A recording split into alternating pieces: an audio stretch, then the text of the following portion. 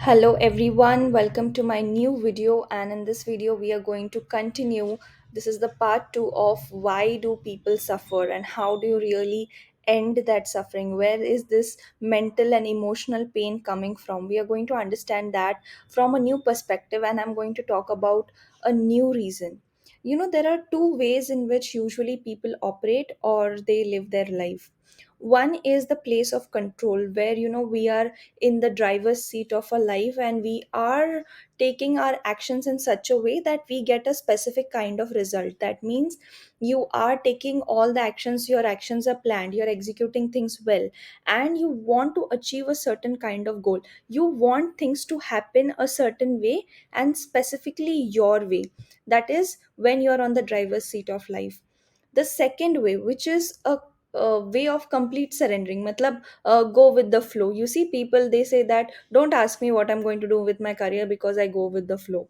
Now, suffering happens when either one of which goes to very much extremes. मतलब कि your control either goes to the extreme कि ऐसा होना चाहिए था, यही होना चाहिए था, and this is how I had planned it, I have taken all the actions, तो इसी हिसाब से चीज़ें होनी चाहिए, मेरे ही हिसाब से चीज़ें होनी चाहिए. This is the root cause of some people's suffering. And the other end of spectrum is also suffering. मतलब कि सब कुछ ही आपने ऊपर वाले के हाथ में छोड़ दिया या सिचुएशंस के हाथ में छोड़ दिया. So everything is based on situation. So if the situations are good, you are happy. If the situations are not good, they are driving you crazy. So either way you are living a compulsive life. So where is the sweet spot? Where is it that you find a balance? The balance is somewhere in between. It is somewhere in the gray area. There are areas in your life where you can have absolute control over, and there are areas of life where nothing is in your hands. There are people involved in the situations which are decision makers, or there are other factors involved, there are natural factors involved. How much ever you try, during a certain season you cannot harvest a certain crop because the nature does not allow you to do that. Even if you do it by some chemicals or some technology or something, there will be some or the other impurity or a degradation in the quality, or that won't be like the original crop. So for example, mangoes are usually harvested during the summer season. We have mangoes during summer in India. People have tinned mangoes in winter, or you might genetically modify it or do certain things to get it in winter, but it will never taste like the real mango that you get in summer. So there are certain things that are beyond your control. Now, what makes you think that things should happen only your way? Do you have the entire knowledge of the universe? This is the question to the people who sit in front of me, and they just know what is the right thing to do for themselves and for others, and they are continuously giving advices onto it. Do you really have the whole knowledge of the world? No. There are so many things that are beyond the understanding of human mind. So therefore each and everything could not be controlled. But there are certain things that if you control beforehand, it is well and good for you because you're going to get results accordingly. So how can you understand? Really, I'll give you a practical tool that we use in life coaching.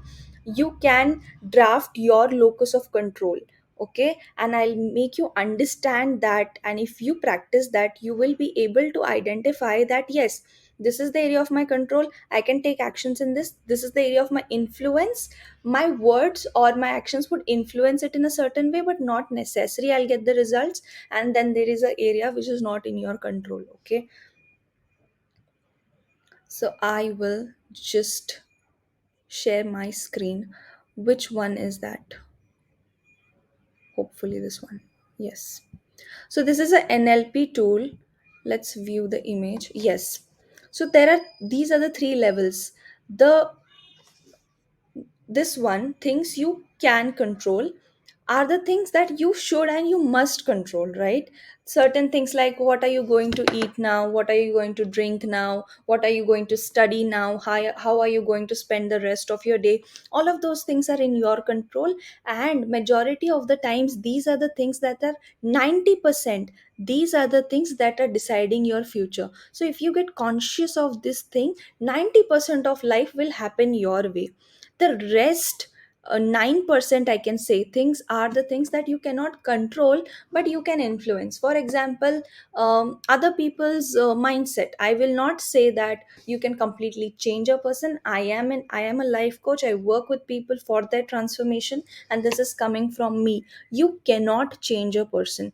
You can only influence or inspire a person to take actions in a particular way. So all the role models that we have, all the influences that we follow, they have their words have certain influence on us. Our parents, our surroundings, our environment, all of those things are something that we cannot control, but we can have influence over. So if there is a decision that somebody is making regarding in your organization and they require your inputs, then you can influence, but you can never control that decisions.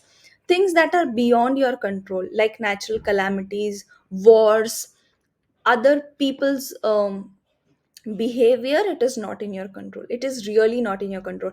And this is the biggest place where we waste our time and energy into changing some other person. We feel like if we change this person, our situations are going to get better. They are never going to get better, because it is never a one person that is making the situation difficult. This sense that we always want to have control over each other is the root cause of troubles in relationship, or the other way around, that you both have completely surrendered and you don't even pay attention to what you both are doing. So either of which is not good. So what do? There are certain things that can be controlled, and you it is our responsibility to control those things. There are certain things you cannot control but you can influence. So make sure to give your honest inputs in such things, but always know that the results might not turn your way. Keep your expectations to the reality, and then there are things that you cannot absolutely control, and you can't even influence. So you should not waste a single drop of your energy wasting time on such things. So the first thing that you should absolutely stop doing is watching negative news or getting negative inputs in your system, because it tells you how much in uncertainty we are and how much the situations are out of control, and you become this control freak who wants to control every single thing. The second thing that you should avoid is for the people who are in excess surrender mode, that they are not knowing where their life is going at all, is to avoid the company of similar people who are in such mode. So what happens is, a person who is not at all taking responsibility of their life, what happens is that the other people who are responsible ask them to take responsibility, and they keep running away and more towards such people and such situations who are going to make them more irresponsible.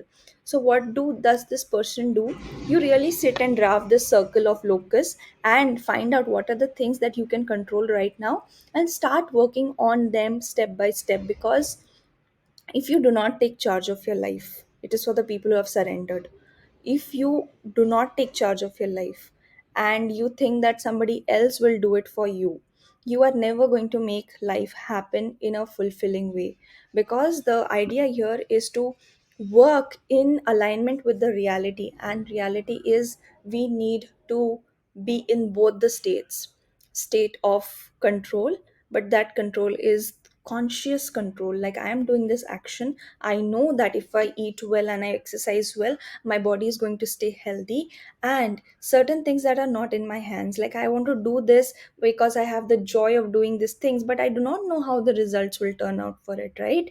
So somebody making a piece of art, or when you're doing something creative, you need to surrender the results, because it is not based on results. Art is done more for fulfillment and self expression. So you do not do it for results. So make all this clear in your mind, and the suffering will come at the least level. And for the bigger decisions in life, once you have taken those decisions, it's very important to now surrender. Because who are you surrendering to? You're not surrendering to a random entity in the world. You're surrendering to the process. You're devoting yourself to the process. Because when you do something like spiritual sadhana, or you're working towards a bigger vision, you are building your dream company, you have to take small little steps every single day, and the result is never going to be shown in one night. It is going to happen eventually, but you'll see yourself being so much devoted to the process that now you stop waiting for the results, but you fall in love with the process. You fall in love with the process of building that thing, of working around with those people, with your team. And that is the spirit which makes human life more meaningful, more purposeful. It makes you feel fulfilled.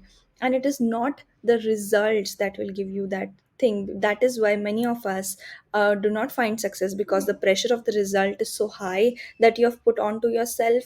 The need to control is so high. Or either you just have no control over anything and you're just flowing. Either one of which is going to make you suffer. So find the balance in your life and you will find peace within. Thank you so much. If you like what you see, subscribe to my channel.